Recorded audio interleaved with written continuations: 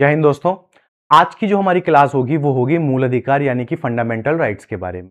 आज मैं आपको फंडामेंटल राइट्स के हर टॉपिक के बारे में आपको बताऊंगा जो आपके पेपर पॉइंट ऑफ व्यू से बहुत ही इंपॉर्टेंट है। तो बिना किसी रुकावट के शुरू करते हैं आज की क्लास। जानते हैं फंडामेंटल राइट्स यानी कि मौलिक अधिकार के बारे में। देखिए, ये जो हमारे फंडामेंटल राइट्स हैं ये हमने यूएसए यानी कि संयुक्त राज्य अमेरिका से अडॉप्ट किए। ठीक है। अब ये हमारे फंडामेंटल राइट संविधान में कहां आते हैं? तो संविधान के भाग 3 में अनुच्छेद 12 से लेके 35 तक हमारे मौलिक अधिकारों की चर्चा की गई है। ठीक है। हमारे मौलिक अधिकार को संविधान का मैग्ना कार्टा भी कहा जाता है। अभी मैग्ना कार्टा वर्ड क्या है? मैग्ना कार्टा वर्ड का मतलब होता है महान कानून। ये जो मैग्ना कार्टा वर्ड आया, या महान कानून भी कह सकते हैं या महान प्रपत्र भी कह सकते हैं, ये जो मैग्ना कार्टा वर्ड आया या कानून आया, ये अमेरिका में एक राजा हुए 1215 में, सर जॉन या राजा जॉन या किंग जॉन बोल लीजिए। इन्होंने सामंती व्यवस्था के दबाव में ये कानून बनाया जो कि नागरिकों के लिए था, जिसको मैग्ना कार्टा नाम दिया गया। ठीक है। अब आगे बढ़ते हैं। जानते हैं, देखिए हमारा जो मौलिक अधिकार है इसको कुछ ग्रुप में कैटेगराइज किया गया है।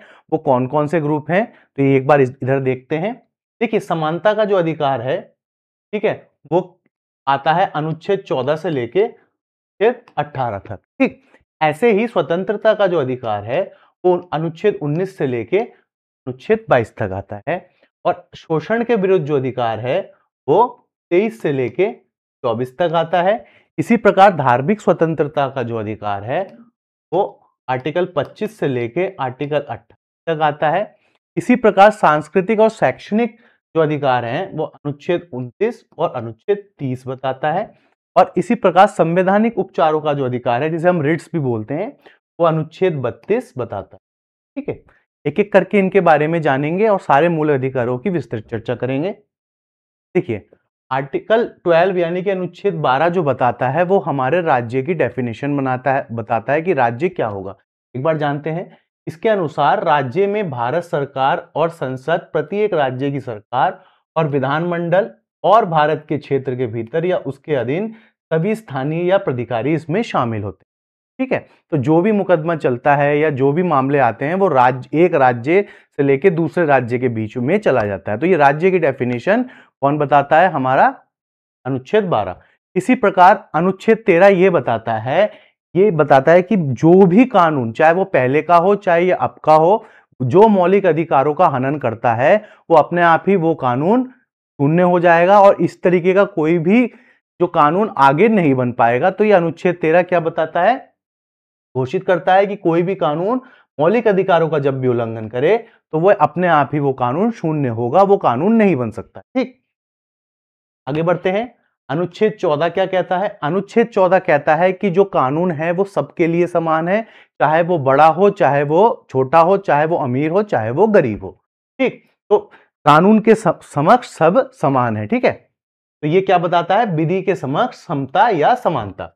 अब आते हैं अनुच्छेद 15 के बारे में। देखिए, अनुच्छेद 15 क्या कहता है? यह प्रावधान करता है कि राज्य द्वारा किसी भी नागरिक को धर्म, जाति, मूलवंश, लिंग या जन्म स्थान को लेकर विभेद नहीं किया जाएगा। देखिए, इसमें एक अब बात यह भी है कि अगर कोई ऐसी जगह है जहां पे सरकार ने मना कर रखा है कि वहां नहीं जाना, यानी कि वो प्रतिबंधित क्षेत्र है, तो उसके आधार पर जो है प्रतिबंध लगाया जा सकता है, वहां पर जाने के लिए रोका जा सकता है। तो बस इसमें ये वाला अपवाद शामिल है। ठीक है। हाल ही का जो सबरीमाला केस था, आप उसको विस्तृत तरीके से पढ़ सकते हैं। अनुच्छेद 16 के बारे में जानते हैं। देखिए, अनुच्छेद 16 जो बताता है वो बताता है नियोजन के बारे में, यानी कि आरक्षण के बारे में। क्या कहता है? राज्य के अधीन किसी भी पद पर नियोजन या नियुक्ति से संबंधित विषयों में नागरिकों के लिए अवसर की समता होगी, नागरिकों को अवसर दिए जाएंगे। ठीक है। तो ये आरक्षण की बात करता है। ये भी बताता है, ये आरक्षण का जो मुद्दा है ये राज्य सरकार पे भी छोड़ा गया है। ये जो आरक्षण है ये अपने हिसाब से इसकी परसेंटेज को वो बढ़ा या कम कर सकते हैं। ठीक है। अनुच्छेद क्या बताता है? अनुच्छेद बताता है अस्पृश्यता यानी कि अनटचेबिलिटी। एक व्यक्ति दूसरे व्यक्ति को इस मुद्दे पर किसी तरीके का विभेद नहीं करेगा कि वो छुआछूत है या नहीं। ठीक। इसको समाप्त करने के लिए यह व्यवस्था अनुच्छेद 17 बनाई गई है, मतलब अनटचेबिलिटी हमारे इंडिया में बैन है। ठीक। भारत का जो संविधान का जो अनुच्छेद 18 है वो उपाधियों का अंत बताता है। मतलब हमारे देश में किसी भी तरीके की उपाधि राष्ट्रपति के साइन के बिना नहीं ली जा सकती। राष्ट्रपति से हमें सबसे पहले हस्ताक्षर लेना होगा। हम बिना राष्ट्रपति के हस्ताक्षर के कोई भी उपाधि ग्रहण नहीं कर सकते, पर बशर्ते वो सैन्य और कौन सी उपाधि हो, वो एजुकेशन से रिलेटेड यानी कि हमारे शिक्षा से रिलेटेड उपाधि हो। ठीक है, इन उपाधियों पे अपवाद है। इसमें भी क्या होता है, इसमें भी प्रेसिडेंट के साइन होते हैं। ठीक है, आप जानते हैं अनुच्छेद 19 के बारे में।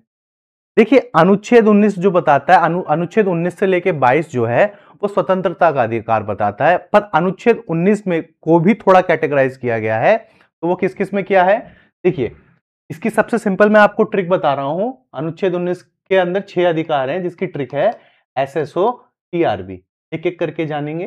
देखिए आर्टिकल 19(1) क्या बता रहा है, आर्टिकल 19 बता रहा है आपका स्पीच यानी कि वाक एवं अभिव्यक्ति की स्वतंत्रता का अधिकार।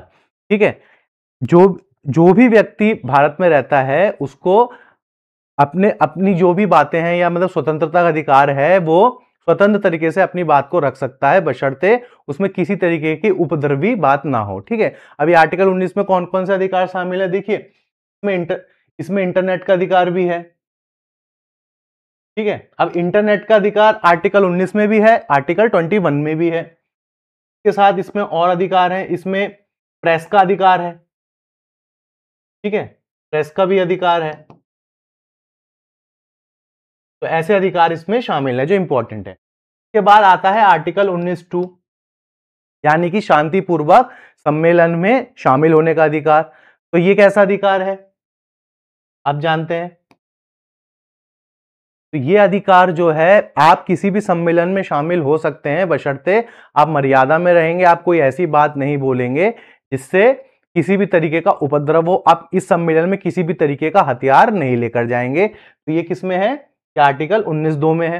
अब जानते हैं तीसरा, इसकी ट्रिक मैं आपको बता रहा हूं 19(3) का। ये बताता है ऑर्गेनाइजेशन यानी कि संघ बनाने का अधिकार।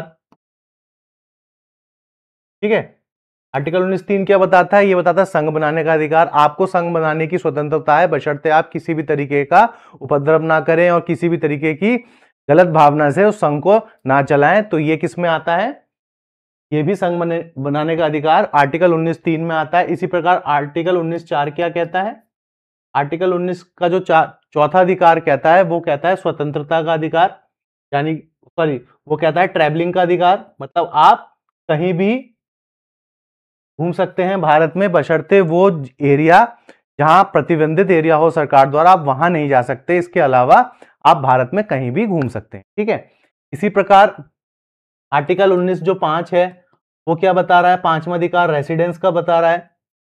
ठीक है, आप भारत में कहीं भी निवास कर सकते हैं, बशर्ते वो एरिया सरकार द्वारा प्रतिबंधित ना हो। ठीक, इसी प्रकार लास्ट में जो है वो आर्टिकल 19(6) क्या बता रहा है, वो बता रहा है आपका व्यवसाय का अधिकार यानी कि बिजनेस का अधिकार, कि आप भारत में कहीं भी बिजनेस कर सकते हैं। ठीक है, बशर्ते वो सरकार द्वारा प्रतिबंधित एरिया ना हो। ठीक, याद रखिएगा ये तो हो गए 6 अधिकार, पर इसमें एक 7वां अधिकार भी शामिल था। ठीक है, पहले इसमें 7वां अधिकार भी शामिल था, पर जो 44वां अमेंडमेंट एक्ट हुआ, 44वां संशोधन अधिनियम आया, 44वां संशोधन अधिनियम जब आया वो कब आया, वो आया 1978 में। इस अधिनियम के थ्रू एक नया अधिकार इससे हटाकर बना दिया गया जो आर्टिकल 300A कहलाता है। ठीक है, इसको हम संपत्ति का अधिकार कहते हैं, पहले वो इसमें शामिल। ठीक है, ये याद रखिए। ठीक, आगे बढ़ते हैं, अब आर्टिकल 20 पे आते हैं। अनुच्छेद 20 को जानते हैं। देखिए अनुच्छेद 20 बताता है अपराध के लिए दोष सिद्धि एवं संबंध में संरक्षण। अनुच्छेद 20 क्या कह रहा है, किसी भी अभिव्यक्ति को दोषी करार दिए गए व्यक्ति को मनमाने और अतिरिक्त दंड से संरक्षण प्रदान करना।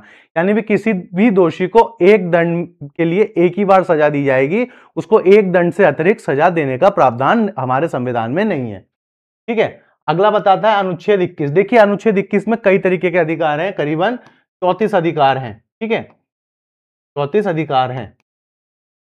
अब अनुच्छेद 34 में कौन कौन से अनुच्छेद 21 में कौन कौन से अधिकार हैं? देखिए इसमें जीवन बीमा का भी अधिकार है, इसमें गरिमा के साथ जीने का भी अधिकार है, इसमें शादी का अधिकार है, इसमें आपका इसमें मृत्यु का भी अधिकार है, इसमें पर्यावरण, स्वच्छ पर्यावरण का भी अधिकार है। ऐसे 34 अधिकार हैं, ठीक है। इन अधिकारों के जो प्रमुख मामले हैं आर्टिकल 21 से जुड़े हुए, वो भी मैं आपको लास्ट में बताऊंगा, ठीक। अब आता है एक नया अधिकार जिसको आर्टिकल 21A भी बोला जाता है, यानी कि शिक्षा का अधिकार। ये क्या बताता है कि राज्य में 6 से 14 वर्ष तक के आयु के बच्चों को निःशुल्क शिक्षा देने का अधिकार ये आर्टिकल 21 से घोषणा करता है। ये कब आया? ये प्रावधान 86वां संविधान संशोधन अधिनियम जो कि 2002 में आया, उसके तहत इस अधिकार को लाया गया, ठीक है। याद रखिएगा संविधान के भाग 4 के अनुच्छेद 45 के तहत पहले बच्चों के लिए निःशुल्क अनिवार्य शिक्षा का प्रावधान था, जिसको बदल दिया गया किसमें? आर्टिकल 21A के तहत, और उसको एक मूल अधिकार बना दिया गया। पहले ये डीपीएसपी पर रिलेटेड था, यानी कि राज्य के नीति निर्देशक तत्व में था, फिर इसको इसमें से एडॉप्ट कर कर एक नया अधिकार बनाया गया सन 2002 में, जिसको आर्टिकल 21A कहते हैं, ठीक है। आगे बढ़ते हैं, अब जानते हैं आर्टिकल 22 के बारे में। किसी भी व्यक्ति को निरोध एवं गिरफ्तारी के संरक्षण प्रदान करना, को हिरासत, जिसे हम हिरासत कहते हैं, इसको दो तरीके से डिफाइन किया गया है, दंड विषयक और दंड निवारक। यानी कि आर्टिकल 22 जो बताता है वो हिरासत और गिरफ्तारी से संरक्षण बताता है। तो मैं आपको गिरफ्तारी बताता हूं कितने तरीके की होती है। तो एक होता है दंड विषयक और एक होता है दंड निवारक। अब दंड विषयक क्या होता है? दंड विषयक जो एक व्यक्ति जिसने अपराध स्वीकार कर लिया है और न्यायालय में उसको दोषी ठहरा दिया गया है, तो वो क्या होता है? वो होता है दंड विषयक हिरासत, ठीक है। निवारक हिरासत वो होती है जिसमें बिना सुनवाई के न्यायालय में दोषी उसको ठहरा दिया जाए। और थोड़ा जानते हैं, आर्टिकल 22 का जो पहला भाग होता है वो साधारण कानूनी मामले से होता है, यानी कि इसकी बात चल रही है विषयक की। गिरफ्तार करने के आधार पर सूचना देने का अधिकार इसमें शामिल होता है, और मजिस्ट्रेट के सम्मुख 24 घंटे के अंदर उसकी पेशी करना अनिवार्य होता है। अनुच्छेद 22 का जो दूसरा भाग होता है, जिसे हम निवारक कहते हैं, उसमें किसी भी व्यक्ति को पुलिस जो है 3 महीने तक रिमांड में रख सकती है, ठीक है। इससे ज्यादा उसकी अवधि बढ़ाई नहीं जा सकती। अगर बढ़ाने का प्रावधान है तो उसके लिए न्यायालय से उचित कारण बताकर उसकी रिमांड की जो है रिक्वेस्ट की जा सकती है। जो जब भी न्यायालय इस पे अपना क्या कहते हैं आदेश देगा, तब जाकर रिमांड उसकी बढ़ाई जाएगी, ठीक है। तो ये तो हो गया आर्टिकल 22। अब जानते हैं आर्टिकल 23 के बारे में। आर्टिकल 23 जो है वो मानव तस्करी और जबरन मानव श्रम बेगार को प्रतिबंधित करता है। इसका मतलब यह है कि किसी भी व्यक्ति को उसकी इच्छा के विरुद्ध जाकर किसी भी तरीके के काम को करने के लिए मजबूर नहीं किया जाएगा, ठीक है। इसी प्रकार आर्टिकल 24 क्या कहता है? आर्टिकल 24 बच्चों पर जो क्या कहते हैं मजदूरी होती है, मजदूरी कराई जाती है, उस पर रोक लगाती है। ये मौलिक अधिकार यह है कि किसी भी एरिया में 14 वर्ष से कम उम्र तक के बच्चों को रोजगार नहीं दिया जाएगा, 14 वर्ष से ऊपर के बच्चों को रोजगार की अनुमति है। अब इसे को और भी कठिन कर दिया गया है कि यह अनुच्छेद बाल श्रम निषेध विनियम के द्वारा, जो कि 1986 का कानून है, अब इसे 18 वर्ष कर दिया गया है, ठीक है। आप देखेंगे कि जैसे किसी भी कारखाने में अब 18 वर्ष से कम लोगों को काम करने की अनुमति नहीं है, ठीक है। पहले 14 था, अब इसे बढ़ा के 18 कर दिया गया है। अब जानते हैं अनुच्छेद 25 के बारे में। यह अंतःकरण की स्वतंत्रता और धर्म के आचरण के बारे में बात करता है। किसी भी धर्म को मानने या उसे पालन करने या उसको प्रचार करने की स्वतंत्रता भारत में है। यही भारत का सेक्युलरिज्म है जो बताता है आर्टिकल 25, ठीक है। आर्टिकल 26 क्या कहता है कि कोई भी धार्मिक कार्य के प्रबंधन की स्वतंत्रता भारत में है, ठीक है। भारत में कोई भी व्यक्ति या कोई भी संस्था अपने धर्म का प्रचार कर सकती है। इसी प्रकार आर्टिकल 27 कहता है कि अगर आप किसी विशेष धर्म का प्रचार कर रहे हैं तो उसके लिए आपसे टैक्स नहीं लिया जाएगा, आपको करों पर छूट दी जाएगी, ठीक। अनुच्छेद 28 क्या कह रहा है? शिक्षण संस्थानों में धार्मिक शिक्षा राज्य द्वारा मान्यता प्राप्त किसी भी शैक्षणिक संस्थान में कोई भी धार्मिक निर्देश नहीं दिया जाएगा। मतलब यह है कि अगर आपकी कोई संस्था है और उसको जो फंड है वो राज्य प्रोवाइड करा रहा है, तो आप उस संस्था में किसी भी तरीके की धार्मिक शिक्षा नहीं देंगे। अगर वो फंड, अगर वो जो ट्रस्ट है वो आपके अपने फंड से चल रहा है, तब वो धार्मिक शिक्षा आप उसमें दे सकते हैं। ठीक है, आगे बढ़ते हैं। अनुच्छेद 29 जो है वो हमारे माइनॉरिटीज या अल्पसंख्यकों को लेकर है। यह अल्पसंख्यकों को अपनी भाषा, लिपि और संस्कृति को बनाए रखने का अधिकार देता है। हमारे देश में जितने भी माइनॉरिटीज से जुड़े हुए लोग हैं वो अपनी संस्कृति और लिपि को बनाए रख सकते हैं। इसके लिए आर्टिकल 29 बनाया गया है। ठीक है, इस प्रकार आप जानते हैं आर्टिकल 30 के बारे में। आर्टिकल 30 क्या बोलते हैं कि अपने पसंद के शैक्षणिक संस्थान को स्थापित किया जा सकता है और उनका प्रबंधन करने का भी अधिकार है। अगेन वही चीज है कि आप अपना जो भी संगठन है वो बना सकते हैं, आप अपने शिक्षा का प्रसार कर सकते हैं, बशर्ते इसके लिए आपको राज्य से कोई अनुमति लेकर आपको इसको आगे बढ़ाना है। इसमें किसी भी तरीके की इलीगल चीजें नहीं होनी चाहिए, आपको इसमें किसी भी तरीके का धर्म परिवर्तन आदि चीजें इससे नहीं करनी चाहिए। ठीक है, तो अगर आप इस चीज की कोई किसी भी घटना में लिप्त पाते हैं तो राज्य सरकार आप पे कार्रवाई भी कर सकती है और आपके ट्रस्ट को बंद भी करा सकती है। ठीक है, आगे बढ़ते हैं। आर्टिकल 31 को मूल रूप से हटा दिया गया है। ठीक है, आपको पता ही होगा आर्टिकल 31 के बारे में मैंने फिर बताया कि 1978 में 44 में संशोधन जो संशोधन हुआ था उसके माध्यम से आर्टिकल 300A बनाया गया है। पहले वो आर्टिकल 197 में था, उससे भी हटाया गया और एक नया संशोधन करके एक नया अधिकार बनाया गया जो कि क्या कहलाया, आर्टिकल 300A कहलाया, जो कि संपत्ति का अधिकार। ठीक है,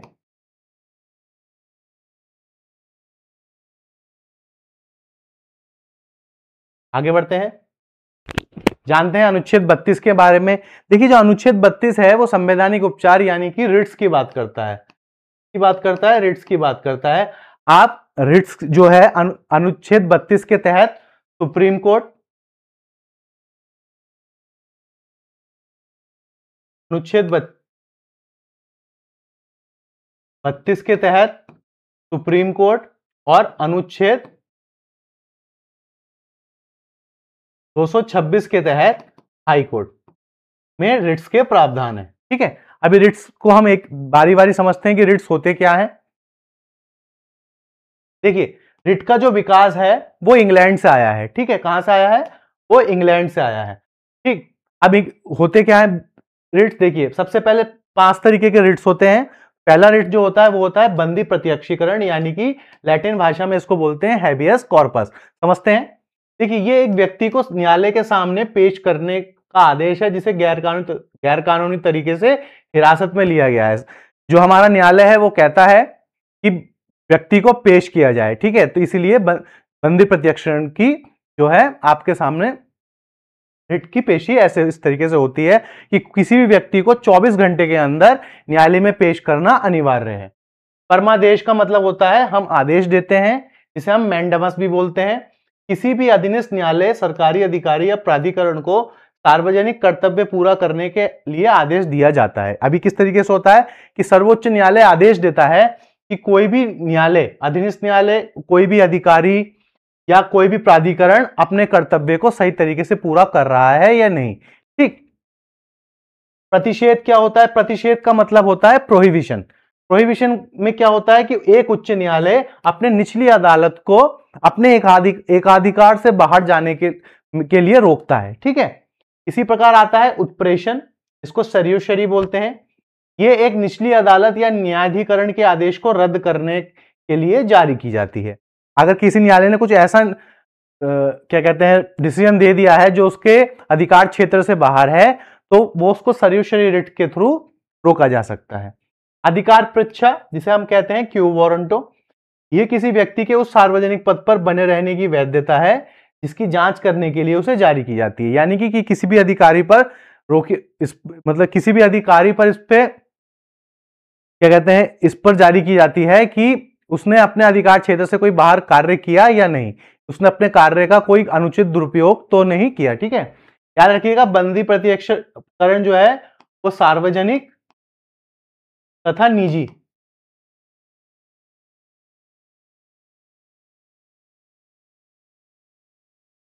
दोनों तरीके के लोगों पर और संस्थाओं पर जारी की जा सकती है। इसी प्रकार बाकी के जो हैं ये 3, ये सिर्फ सार्वजनिक ही अधिकारियों के लिए जारी की जाती है, और ये जो अधिकार प्रच्छा है ये थर्ड पार्टी भी इसमें शामिल हो सकता है। ठीक है, ऐसे ही आगे बढ़ते हैं। अनुच्छेद 33 के बारे में जानते हैं। भारतीय संविधान का वह अनुच्छेद जिसे संसद को यह शक्ति देता है कि वह सशस्त्र बलों, पुलिस बलों या अन्य सार्वजनिक व्यवस्था को बनाए रखने के लिए खुफिया एजेंसियों पर मूल अधिकारों को प्रतिबंधित या निरस्त कर सके। ठीक है, तो ये संसद के पास शक्ति है कि वो किस किस को ताकत देता है कि वो सशस्त्र बल, पुलिस बल या अन्य सार्वजनिक व्यवस्था को बनाए रखने के लिए या खुफिया जो एजेंसी है उससे संबंधित कुछ मूल अधिकारों को वो प्रतिबंधित कर सके। ठीक है, अनुच्छेद 34 पे आते हैं। देखिए, अनुच्छेद 34 जो बताता है वो मार्शल लॉ के बारे में बताता है। मार्शल लॉ होता क्या है? उन क्षेत्रों में लागू किया जाता है जहां मौलिक अधिकारों का प्रतिबंध हो जाता है। संसद को ऐसा कानून बनाने की शक्ति है जो मार्शल लॉ के दौरान व्यवस्था बनाए रखने के लिए सरकार किसी अन्य व्यक्ति द्वारा किए गए किसी भी कार्य की क्षतिपूर्ति, मुआवजा प्रदान करे। इसका मतलब यह है कि वे उन कार्यों के लिए किसी भी अदालत में चुनौती नहीं दी जा सकती। यानी कि मार्शल लॉ हर तरीके से, एक तरीके से आर्मी ही हमारी कहां आ जाती है, जिस क्षेत्र में ऐसा होता है, जिस क्षेत्र में संवैधानिक तंत्र विफल हो जाता है वहां मार्शल लॉ लगाने की अनुमति संसद के पास है। इंडिया में अभी तक एक ही बार मार्शल लॉ लगाया गया है। वो कब लगाया गया था? 1919 में। कब? 13 अप्रैल 1919। आपको पता होगा इस दिन क्या हुआ था? इस दिन जलियांवाला बाग हुआ था। जलियांवाला कांड जो हुआ था वो इसी मार्शल लॉ के वजह से हुआ था। ठीक है, किसने लगाया था भारत में मार्शल लॉ सबसे पहले? तो वो लगाया था रेजिनॉल्ड डायर ने।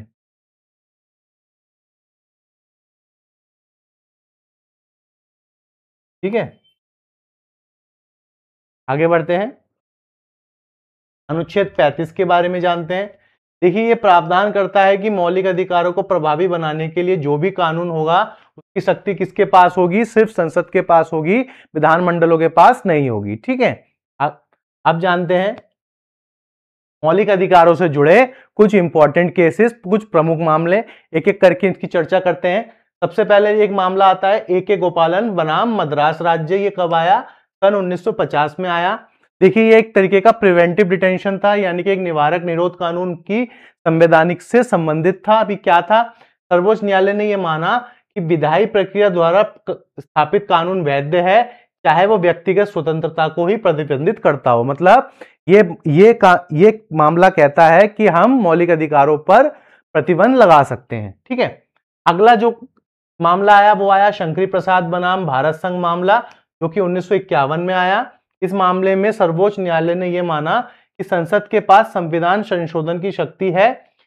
मतलब संविधान संशोधन जो कि 368 के तहत है, उसके तहत मौलिक अधिकारों में संशोधन करने की शक्ति है। तो इसने माना कि आर्टिकल 368 के तहत संविधान में संशोधन किया जा सकता है। तो वो कौन सा मामला था? वो शंकरी प्रसाद बनाम भारत संघ मामला था, जो कि 1951 में आया। फिर आया 1967 का गोलकनाथ बनाम पंजाब राज्य मामला। ये एक ऐतिहासिक फैसला था। इसमें सर्वोच्च न्यायालय ने अपने पिछले फैसले को पलटते हुए निर्णय दिया कि मौलिक अधिकारों को संसद द्वारा संवैधानिक संशोधन के माध्यम से कम किया जा सकता है, परंतु छीना नहीं जा सकता। ठीक है, अब आया सबसे ऐतिहासिक मामला जो कि केशवानंद भारती मामला था, जो कि केशवानंद भारती बनाम केरल राज्य में बनाम आया 1973 में। इसमें ये एक भारतीय संवैधानिक कानून का सबसे महत्वपूर्ण मामला था। न्यायालय ने इसमें फैसला दिया कि कोई भी कानून जो संविधान के ढांचे को हिलाता हो, संविधान के ढांचे को नुकसान पहुंचाता हो, वो कानून नहीं बनेगा, वो कानून शून्य होगा। तो ये कब आया? ये 1973 में आया, केशवानंद भारती मामला। इसी प्रकार जानते हैं मेनका गांधी बनाम भारत संघ मामला 1978 में। इस मामले ने आर्टिकल 21 की वैधता को बनाए रखा, इसकी वैधता को और मजबूत किया। इसने बताया कि जीवन और व्यक्तिगत स्वतंत्रता का अधिकार के दायरे में विस्तार किया। जितने भी 34 अधिकार हैं उनको और एक्सपेंड किया गया, 34 अधिकारों तक पहुंचा। न्यायालय ने फैसला सुनाया कि जीवन का अधिकार केवल शारीरिक अस्तित्व तक ही सीमित नहीं है, बल्कि इसमें सम्मान के साथ जीने का अधिकार भी शामिल है, और किसी भी कानून को उचित, निष्पक्ष और न्याय संगत भी होना चाहिए। ठीक है, आगे बढ़ते हैं। अब जानते हैं नवतेज सिंह जौहर बनाम भारत संघ मामला, जो कि हमारा एलजीबीटी से रिलेटेड है, एलजीबीटी क्यू यानी कि लेस्बियन, गे, बाइसेक्सुअल, ट्रांसजेंडर और क्वीर से रिलेटेड मामला था। जो हमारा थर्ड जेंडर आता है उससे रिलेटेड ये मामला था। 2018 में केस आया। भारतीय दंड संहिता की धारा 377 के उस हिस्से को अपराध की श्रेणी से बाहर कर दिया गया जो सहमति से वयस्कों के बीच में समलैंगिक यौन संबंध को अपराध बताता था, यानी कि जो एलजीबीटी क्यू है उनके संबंधों को मान्यता दे दी गई। ठीक है, अब ये एक मामला है जो हमारे भारत में आर्टिकल 21 से जुड़ा हुआ है। ये मामला इच्छा मृत्यु से है, रिलेटेड है। ठीक है, ये बहुत इंपॉर्टेंट है, आपके एग्जाम पॉइंट ऑफ व्यू से भी जरूर इंपॉर्टेंट है और ये पेपर में आता भी है, खासकर सिविल सर्विसेज हो गया उसमें तो ये बहुत बार पूछा गया है, मेंस में भी ये क्वेश्चन बन सकता है। तो देखिए, अरुणा शानबाग मामला जो है वो कब आया, पहले इस घटना को विस्तार से जानते हैं। देखिए, ये घटना 1973 की है, जहां पे अरुणा शानबाग जो कि मुंबई के किंग एडवर्ड मेमोरियल अस्पताल में एक जूनियर नर्स थी, उन पर हमला किया गया, उनके साथ एक तरीके से क्रूरता की गई। उसी अस्पताल में एक वार्ड बॉय थे जिनका नाम था सोहनलाल वाल्मीकि, उन्होंने उनके साथ क्रूर यौन हमला किया, उनका गला घोटने की कोशिश की जिससे उनके मस्तिष्क को ऑक्सीजन नहीं मिल पाया और वो कोमा में चली गई।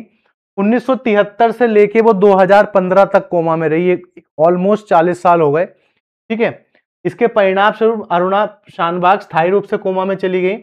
उनके परिवार ने उनका साथ छोड़ दिया, पर अस्पताल ने की जो नर्सें थी 42 वर्षों तक उन्होंने देखभाल की, वो उसी कोमा में ही रही। 2009 में याचिका डाली गई उनके दोस्त के थ्रू, जो कि एक पत्रकार और एक सामाजिक कार्यकर्ता थी, उनका नाम था पिंकी वीरानी। अरुणा की सबसे अच्छी वो दोस्त थी। उन्होंने भारत के सर्वोच्च न्यायालय में एक याचिका दायर की, जिसमें उन्होंने आर्टिकल 21 के तहत गरिमा के साथ मरने के अधिकार का तर्क देते हुए उनको लाइफ सपोर्ट से हटाने और निष्क्रिय इच्छा मृत्यु की अनुमति मांगी। ठीक है, अब ये फैसला थोड़ा आगे बढ़ा जब सुप्रीम कोर्ट ने 2001 में ये फैसला दिया कि वो अरुणा अभी भी ब्रेन डेड नहीं है, तो उनको फिर से लाइफ सपोर्ट पे ही रखा गया, लाइफ सपोर्ट नहीं हटाया गया। अरुणा शानबाग की 42 साल तक कोमा में रहने के बाद 18 मई 2015 में निमोनिया के कारण मृत्यु हो गई। ठीक है, आर्टिकल 21 जिस तरीके से हमारे जीने के अधिकार को बताता है, उस तरीके से गरिमा के से मरने का अधिकार भी बताता है, बट हमारे इंडिया में जो ये मरने का अधिकार है या इच्छा मृत्यु का अधिकार है, अभी भी उस तरीके से उतना स्ट्रांग नहीं है और उतना क्या कहते हैं, एक लंबा टाइम निकल जाता है जिससे किसी भी इंसान को बहुत प्रॉब्लम होती है। बट जब इनकी डेथ हुई तो 2018 में लिविंग विल का जो रास्ता था वो साफ हो गया, एक कानून आ गया लिविंग विल का। ठीक है, लिविंग विल को हम समझेंगे। लिविंग विल क्या है, देखिए, लिविंग विल 2018 के बाद ये मान्यता मिली है लिविंग विल को।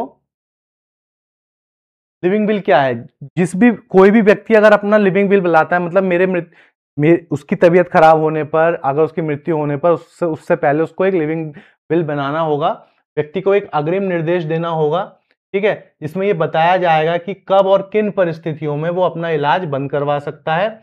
इस बिल पर नोटरीकृत होना, एक मजिस्ट्रेट के समक्ष हस्ताक्षर और गवाही देना अनिवार्य होगा। जब वो बिल बनाएगा तो उसमें एक मजिस्ट्रेट के हस्ताक्षर होने जरूरी है और उसको नोटरीकृत कराना भी बहुत जरूरी है। ठीक है, उसके बाद एक मेडिकल बोर्ड बनेगा। जब उसकी तबीयत ऐसे बिगड़ेगी, ठीक है, जब उसको लाइफ सपोर्ट से हटाया जाएगा तो एक मेडिकल बोर्ड बनाया जाएगा, जिसमें कम से कम 3 विशेषज्ञ डॉक्टर होंगे जो कि मेडिसिन, कार्डियोलॉजी, न्यूरोलॉजी और साइकाइट्री आदि से सम्मिलित होंगे। ठीक है, इस फील्ड से वो डॉक्टर चुने जाएंगे। व्यक्ति के स्वास्थ्य की वो जांच करेंगे, फिर वो उस रिपोर्ट को आगे भेजेंगे। जो वो कहाँ जाएगा, वो जिला कलेक्टर के पास जाएगा। जिला कलेक्टर ये देखेगा और एक नया बोर्ड बनाएगा जो उसके इलाज बंद करने की सलाह देगा। जिला कलेक्टर को सूचित किया जाएगा, इसमें सीएमओ भी शामिल होंगे और 3 विशेषज्ञ चिकित्सक को शामिल किया जाएगा। ठीक है, मजिस्ट्रेट की अनुमति के बाद कलेक्टर का मेडिकल बोर्ड इलाज बंद करने की सलाह देगा। ठीक है, और जब इलाज बंद करने की सलाह देगा, इस सलाह को कहां दिया जाएगा, न्यायिक मजिस्ट्रेट के सामने सूचित किया जाएगा। मजिस्ट्रेट व्यक्ति से मिलने और बोर्ड के फैसले को लागू करने के लिए अधिकृत करेंगे। ठीक है, अंतिम निर्णय क्या है? मजिस्ट्रेट द्वारा अधिकृत किए जाने के बाद व्यक्ति को जीवन रक्षक उपचार का जो लाइफ सपोर्ट है उसे बंद कर दिया जाएगा और वो मृत्यु को प्राप्त होगा। ठीक है, अगर इस चीज से भी संतुष्टि नहीं मिलती है, अगर बीच में कहीं मना भी किया जा सकता है, तब जो याचिका करता है वो फिर से सुप्रीम कोर्ट के पास जा सकता है। तो ये हमारे भारत में इच्छा मृत्यु का प्रावधान है। ठीक है, और देश जो है जैसे स्विट्जरलैंड हो गया, बेल्जियम हो गया, वहां पे ये कानून इतने सख्त नहीं है। आपको पता होगा हाल ही में डेविड गुडॉल आज से 1-2 साल पहले उन्होंने भी इच्छा मृत्यु मांगी थी और बहुत ही स्मूथ तरीके से उनको मृत्यु प्रदान कर दी गई थी और गरिमा के साथ वो उन्होंने मृत्यु को चुना। ठीक है, कोई भी मृत्यु भाई जानबूझ के तो चुनता नहीं है, के पीछे बहुत सारे कारण होते हैं। ठीक है, तो अभी हमारे भारत में इच्छा मृत्यु का प्रावधान उतना सटीक नहीं है। ठीक है, आगे बढ़ते हैं। देखिए, आज मैंने आपको मूल अधिकार से रिलेटेड सारे टॉपिक समझा दिए। आपके पेपर में कहीं ना कहीं आपको हेल्प करेंगे। तो ऐसे ही मेरे साथ जुड़े रहिए। जय हिंद, जय भारत। Thank you.